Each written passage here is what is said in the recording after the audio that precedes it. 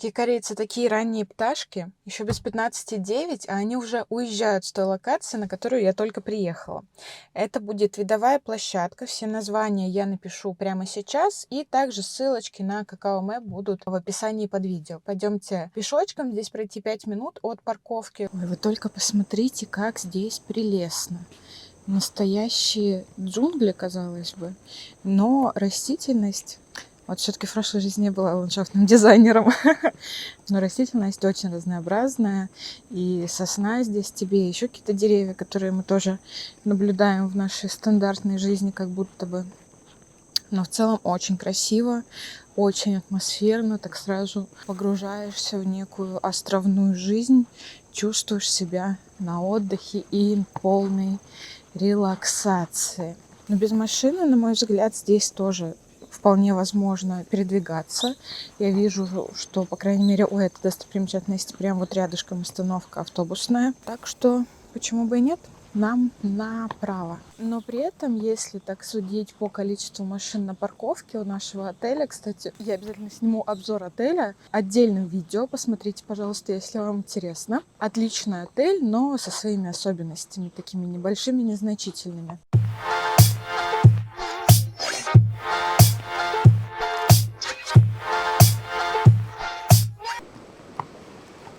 Просто что-то невероятное. Только не шутите, пожалуйста, про вот это.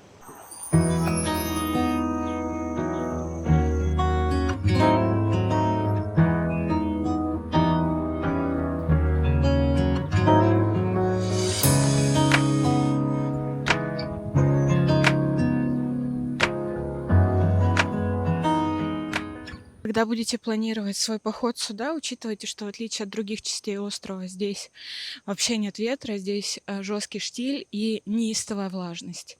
Я оделась прям, не совсем подходящим образом, больше для других частей острова. Очень жарко. При этом, если сначала ты идешь по пологой дорожке, то потом, как вы можете заметить, несколько завален горизонт, да? То потом потому, что ты идешь в гору. И здесь нет никаких мест, где можно ровно расположиться. И я сейчас покажу вам, какой путь мне нужно будет проделать дальше. Мы идем в гору, в гору, в гору, в гору, в гору, в гору, в гору, в гору.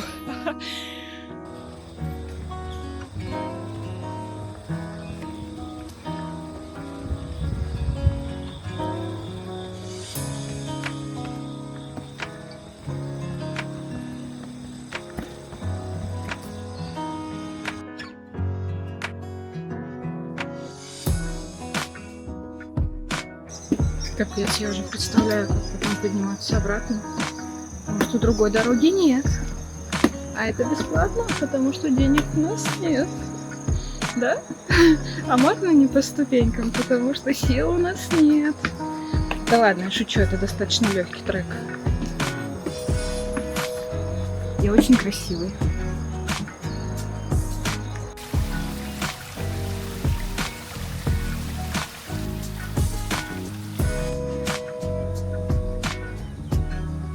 Капец. Я ненавижу пауков и вообще живность.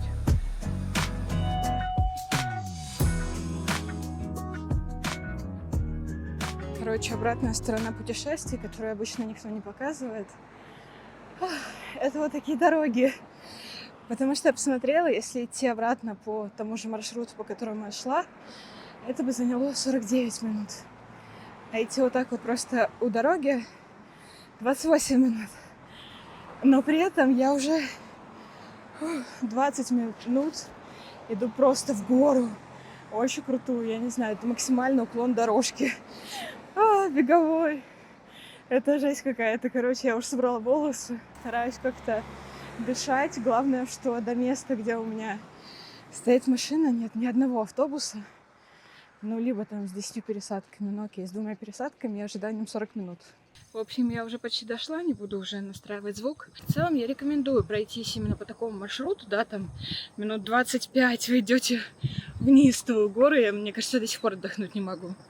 Но потом вполне себе пологие дорожки, комфортно, тем более вы можете увидеть еще какие-то экстра места. Допустим, я прошла мимо музея кактусов, правда, я кактусов там не увидела, но часть с собой взять можете. В общем, я дошла, а впереди причина, по которой стоит приходить как можно раньше. Потому что в 10 часов 10 минут 11 я уже возвращаюсь на парковку к машине. Поэтому выезжайте лучше пораньше, открыто место или с 8, или с 9 утра. Тоже посмотрите по картам и пораньше прям идите. Там местные корейцы, конечно, будут. Они вообще супер активные. Причем я обратила внимание, что они все вообще в полном обмундировании. То есть и панамка, и очки, и маска, и вся одежда с длинным рукавом, и перчатки даже. Вообще я не представляю, как они в такую духоту, жару и влажность ходят в таком виде. Ну, либо они уже адаптировались за годы. В общем, топ основных рекомендаций. Приезжайте заранее, иначе вы будете в подобных группах толпиться на высоте, потому что уже на подходе к конечной точке я прям застряла в группе корейцев и кореянок прекрасных, но, я не знаю, человек 50 их там было. Достаточно сложно обойти на узенькой тропинке. Также возьмите с собой наличными 2000 вон. Это стоимость парковки, если вы на машине. И дядечка ходит, проверяет, оплатили вы или нет, и также берет денежку, соответственно. Берите с собой воду обязательно. Она у меня, к счастью, была в машине, я догадалась ее взять, но с собой я ее не взяла. Но и так в целом тоже берите с собой минимум каких-то вещей, чтобы не тащить с собой лишний груз. Маршрут в целом не такой уж сложный, да, я там поныла немножко, когда обратно шла и там на паре участков наверху, но это так, это в моменте. Вот я уже сижу в машине, и мне совершенно комфортно, кайфово. Никакой жесткой усталости, жары и всего прочего я не чувствую. Ну и также не забудьте кондиционер на самый максимум не включать, иначе заболеете. Хотя бы там градуса 23 пускай будет. Хоть и захочется включить на low режим.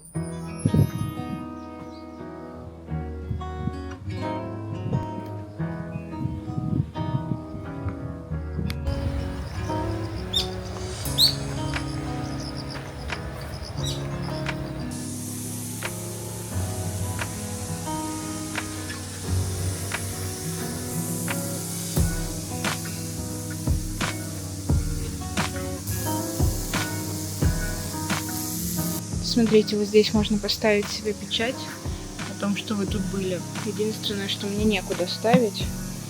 Так что. Зато есть видео. Видео круче, чем просто печати. Это потом воспоминания. Можно будет пересматривать и пересматривать. С удовольствием это делаю. Но и твои близкие друзья тоже могут побыть с тобой на расстоянии.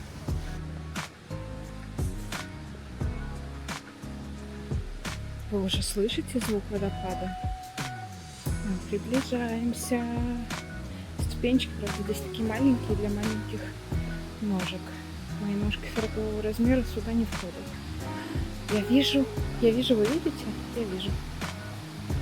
Помните вот это место? Мы здесь с вами уже были. Ну, точнее, был вид на этот холм.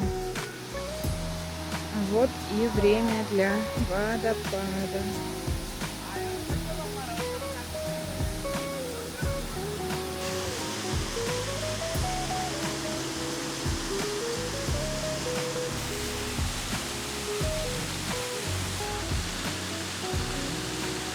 Ну как, вы чувствуете мощь этого нереального места?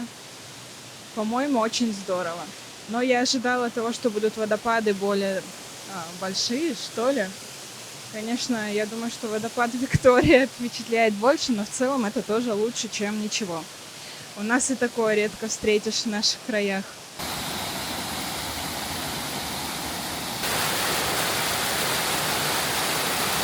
Как обычно, я вышла с другой стороны. Почему-то не делают круговые истории. Приходится возвращаться. Поэтому я в этот раз решила не экспериментировать с походом по дороге, а пройти обратно тем же маршрутом, которым мы шла. Но, кстати, в Какао Мэп там не особо много информации о чем-то таком. Мало информации про парковки, мало информации про локации в целом и так далее. Не очень удобно. Видите бабочку? А в навигаторе в машине вовсе нет половины локаций, которые есть в картах местных. Поэтому это все вообще очень сложно. Ну а так в целом нормально. Я, в принципе, привыкла уже ездить по Чеджу. Пойдет. В первый день было сложновато, сейчас уже окей. В общем-то, я уже начинала записывать это видео, но оказалось, что у меня ничего не записывает. Я поделилась своими покупочками. Ну, давайте заново поделюсь. В общем, вот такой напиток есть в JS25. На вкус, ну, не знаю, может быть, конечно, на чеджу мандарины с таким вкусом, но я вот сейчас попробую еще раз. Но для меня это смесь яблочного и апельсинового сока, достаточно сильно разведенная водой.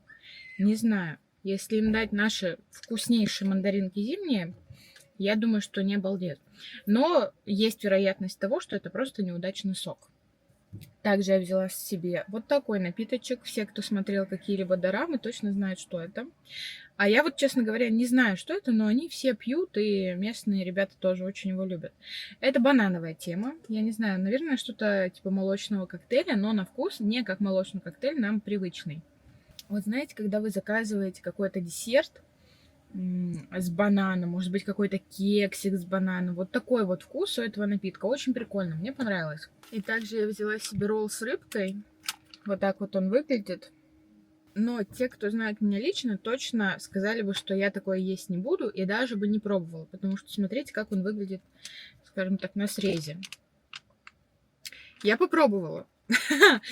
Все-таки Корея время экспериментов, как и любые путешествия другие. Я не знаю, что это за рыба. Ну, скорее всего, это тунец. Вот. Тунец, кимчи и гимпап. Не знаю, что такое. Кимпап, наверное. Кимчи там положили дофигища, плюс кимчи это капец какая острая. Прям вот капустки не пожалели, с остротой прям борщанули. Ну, это тунец какой-то не очень вкусный. Я в целом не очень люблю тунец. Не знаю, почему я взяла этот ролл. Не посмотрела, видимо, с какой конкретно это рыбой. Ей, цель по активности достигнута. Мне нужно найти какое-то место на обед, потому что у меня включен только завтрак. И что-то на ужин еще нужно. Отправлюсь я, по всей видимости, вот сюда. Я предполагаю, что это и есть тот самый Холосан. Честно говоря, не знаю. Не проверяла, так ли это.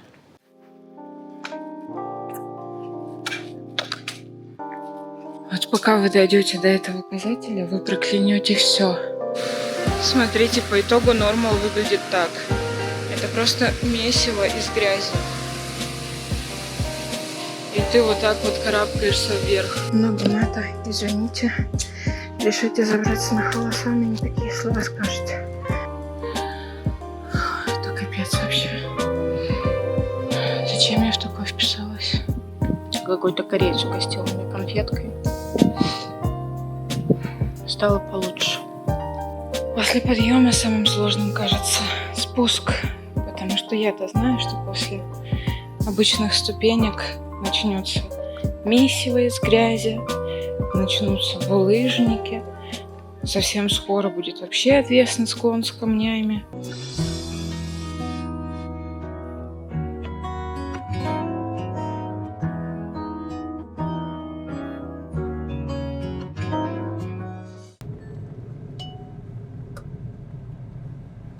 Слышите это? А это все сигналы на ограничение скорости 30 км в час, 50 км в час, постоянные лежачие полицейские. Это называется коротко о том, в каком стиле вы будете ездить по Чеджу, если вы решитесь водить машину. Я не скажу, что вождение для меня здесь доставляет неистовое удовольствие, потому что, во-первых, постоянно у меня вот в таком стиле болтают навигаторы. Не всегда правильно показывает то один, то другой. И при этом ты постоянно еле плетешься. У нас некоторые люди по дворам быстрее ездят, чем вот ты едешь по городу. Зоны там, где хотя бы 60 км в час встречаются на трассах, там, где 70 км в час, аналогично. Но при этом вот, если ты едешь вот так по навигатору, у тебя ограничения прям очень конкретные. и при этом везде знаки камер и так далее, но, как вы видите, некоторые проезжают гораздо быстрее, чем еду я. Я так до конца и не поняла, работают эти камеры, не работают, приходят ли какие-то штрафы и так далее. И также следующий момент, это то, что по правилам все ездят только в пределах камер.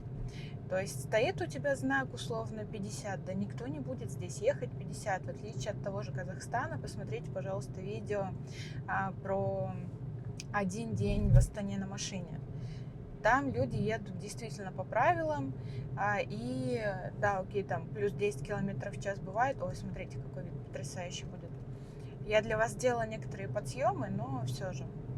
Я сейчас еду в другую часть острова, целый час мне ехать, но посмотрим, мне интересно, я добавляла это в свой турплан. Вчера у меня был день отдыха после Халасана. Халасан — это просто капец. Кто не знает, вулкан Халасан — самая высокая точка в Южной Корее. И вот я туда поднималась. 11 чем-то километров в одну сторону, 11 чем-то в другую. Просто так, если пройти пешочком, там, не знаю, по лестницам даже наверх, да, окей, у тебя там качается попа ножки, но это не то, чтобы что-то какое-то критичное. Ты не чувствуешь себя таким убитым, как я себя чувствовала вчера, да и сегодня на самом деле остаются еще последствия, потому что там большая часть дороги состоит из камней вулканических, все они острые, неровные, ноги просто в ауте были. Вчера, позавчера, я вообще не знаю, как я решилась на эту историю, это прям не для каждого, поэтому если вы тоже думаете о том, чтобы сходить на Халасан, пожалуйста, посмотрите предварительно мое видео, потому что я тоже, когда готовилась к восхождению, я бы даже сказала, что не просто подъему, к восхождению, я смотрела много видео и на русском немногочисленное количество, и на английском чуть больше, и на корейском. И там никто не показывал таких реалий. Особенно не обращайте внимания на корейские видео, потому что они адаптированы к такому стилю поверхности, и они скачут, но в хорошем смысле просто как козы по горам. То есть для них эти камушки, я там кое-как спускаюсь с трекинговыми палками, а они просто пробегают по ним, при том, что они все в грязи. Я имею в виду камни мокрые, влажные, неровные и так далее. И то есть ты можешь даже с палками неудачно наступить, и по итогу соскальзываешь с них. Я вообще не понимаю, что у них за суперспособности. А причем таким образом проходили эту часть участков только местные люди. Все туристы, бедные, несчастные, точно так же, как и я, мучились. Вот такой вот стиль. Так, касательно еще машины. В целом, без машины реально до куда-то добраться, но это будет не так удобно, это будет сильно дольше. При этом автобусы ходят не так часто. Я прям очень редко, пока вот езжу по острову, вижу какие-то автобусы. Поэтому, если у вас ограниченное количество дней на Чеджу, я рекомендую все-таки брать машину в аренду. Стоит это в целом нормально. В России, допустим, взять машину в аренду стоит дороже. Хотя Корея считается более дорогой страной. Даже в Израиле дешевле взять машину в аренду, чем в России. Но Израиль одна из самых дорогих стран, на секундочку. И единственное, что учитывайте, что водителю должен быть как минимум 21 год. Также нужны международные права, российские права, паспорт ваш загран и, в общем-то, все. И депозит еще оставляете на случай, если вам тут придут какие-то штрафы, вы что-то стукнете и так далее. Я для своего спокойствия сделала себе полное покрытие, несмотря на то, что у меня стаж 11 лет. В общем-то, по родным просторам я езжу уверенно, и вообще нет у меня никаких происшествий, слава богу, но все равно как-то так спокойнее, потому что другая страна, всякое может произойти и так далее. Поэтому я лучше заплачу лишние, там, не знаю, 50 евро, по-моему, даже еще меньше это стоит, и буду вообще спокойна. Еще о чем я хотела поговорить, так это о выборе автомобиля, на котором вы будете ехать, и какой вы будете выбирать в аренду. У меня это Kia Morning, это наша Kia Picanto.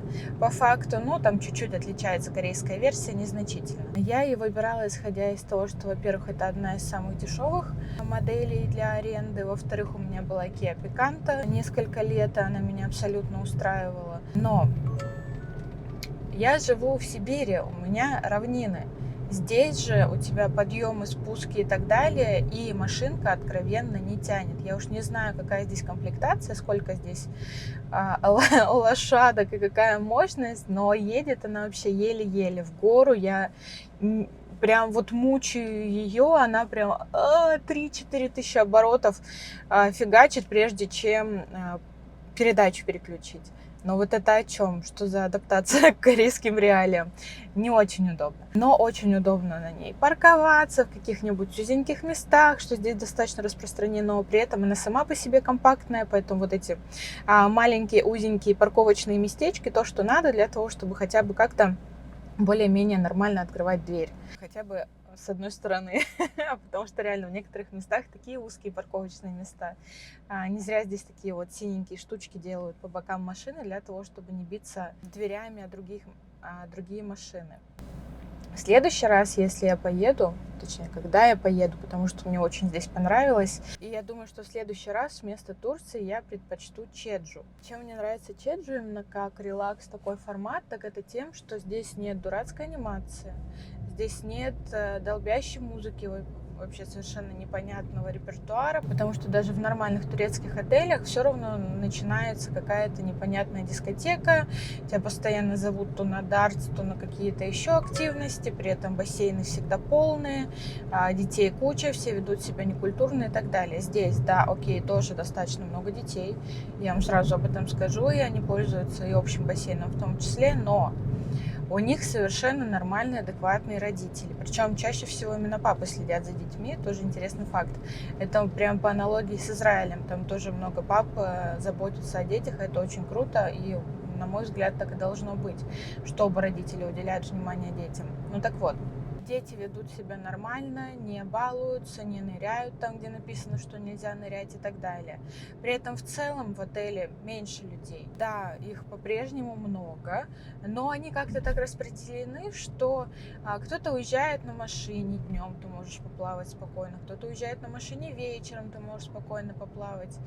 При этом бассейнов достаточно много, что у тебя есть и основной бассейн, и еще два, и еще в помещении есть бассейн. Поэтому ты можешь спокойно пользоваться всеми благами человечества и не чувствовать себя рыбкой в банке. Мне очень понравилось. Единственное, что некоторые дни, да, жаркие, но вот сегодня, допустим, 29 градусов, но я вышла в юбке с надеждой на то, что будет тоже жарко. Но ветер такой сильный, что невозможно ходить в юбке, поэтому я просто сходила, переоделась в брюки. Но опять же, ты выходишь на улицу в какой-то момент, когда нет ветра, и тебе капец как жарко, поэтому тоже не угадаешь. И вода в бассейне менее теплая как раз в ветреную погоду по понятным причинам, чем в штиль. Допустим, я плавала в ветреную погоду, часы мне показывали 28 градусов температуру воды. Вчера был штиль, я плавала, доходила до 32, по-моему, даже градусов. А в джакузи тепло всегда, тоже классно.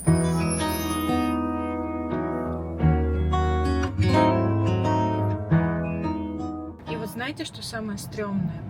Это то, что, да, ты плетешься вот так в зонах рядом со школами, просто рядом с пешеходниками и так далее. Но пешеходов нет вообще. Ноль людей. Я не видела ни одного пешехода за все те дни, что я здесь.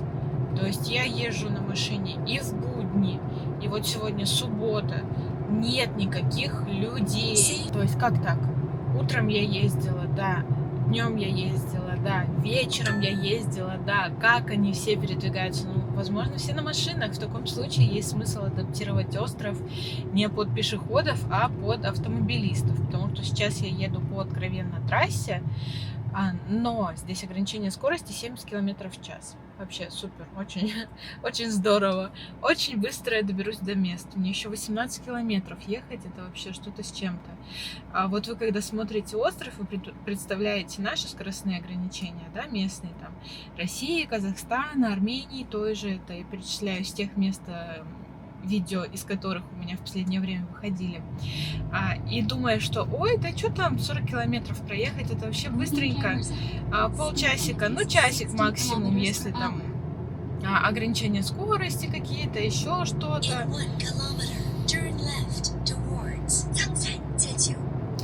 Вот мне ехать 40 километров, и я буду ехать больше, чем 1,5 часа.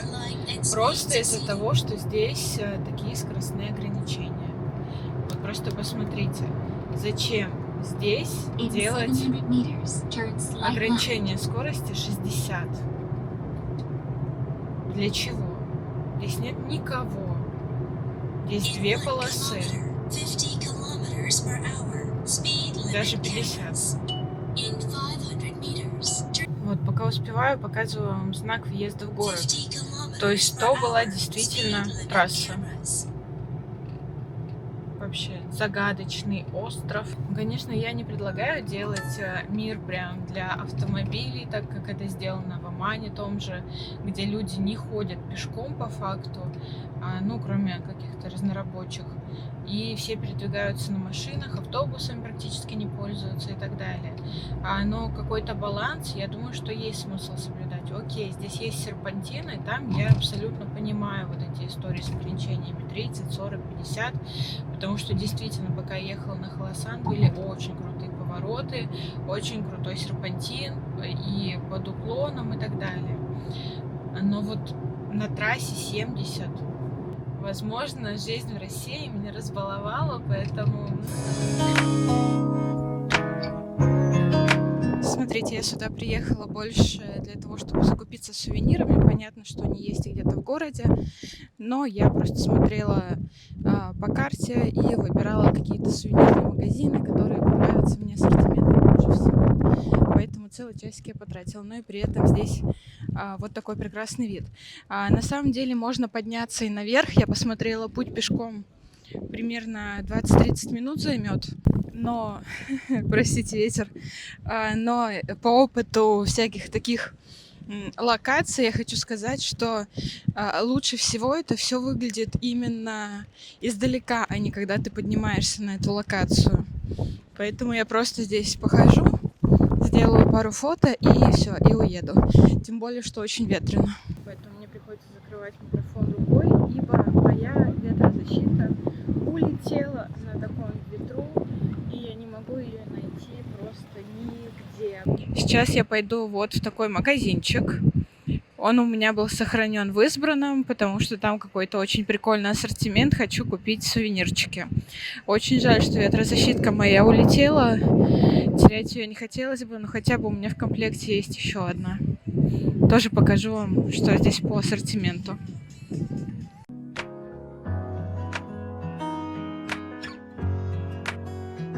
Такую штучку я точно возьму себе. Смотрите, какая прелесть.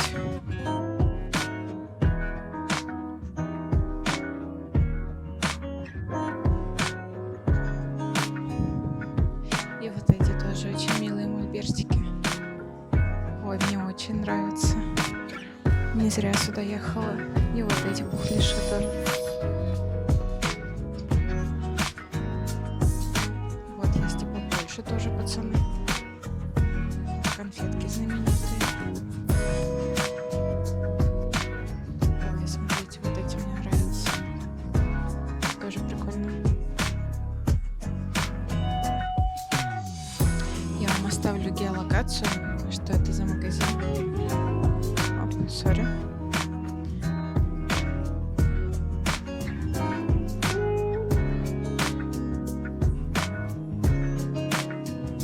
Так, сачок есть.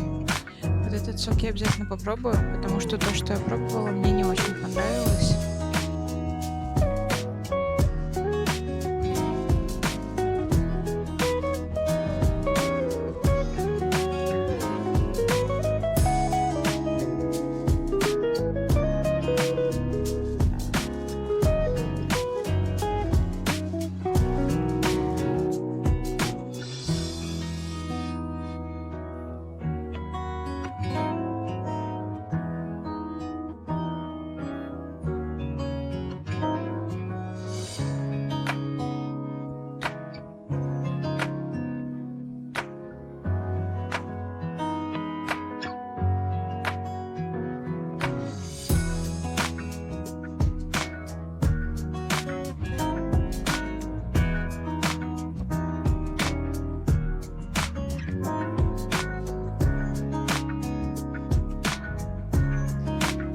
Смотрите, какой прикольный мандаринчик.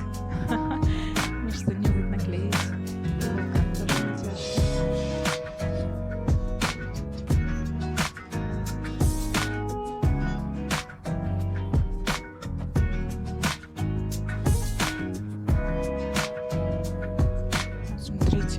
пальца я вообще не видела 300 лет. Мне кажется, я последний раз их видела в школе.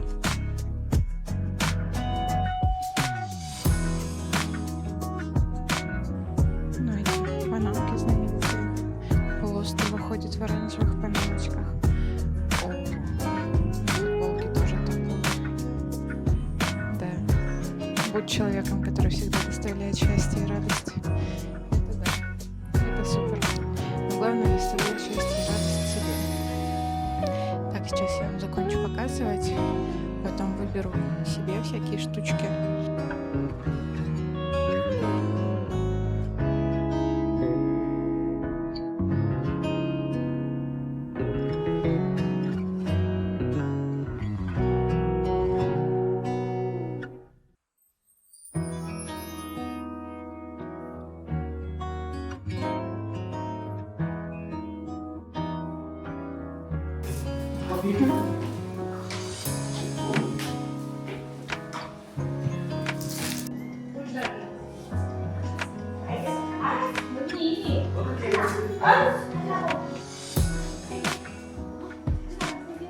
Только посмотрите, какой потрясающий вид в этой кафешке. Мне очень нравится. Она на 2-м этаже у этого же магазина с сувенирами. Единственное, что забыла спросить там насчет tax-free. Ну, там была такая грустная девочка, которая консультировала и пробивала покупки, что не знаю, как она работает там. Но вообще здесь в целом многие вопросы по сервису у меня есть. Я взяла себе шоколадный десертик и американо. Кстати, американо по привычке могут сделать холодным, поэтому проверяйте всегда. Лично мне переделывали. Давайте попробуем.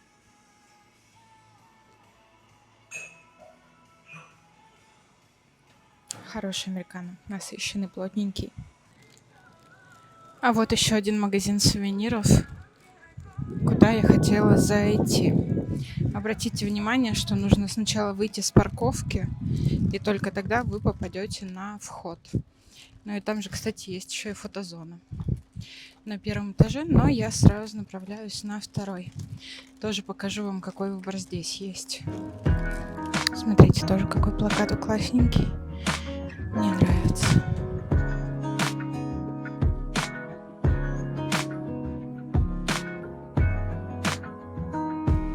Здесь открытки лучше, чем в 1-м магазине. И магнитики тоже всякие прикольные есть, отличающиеся.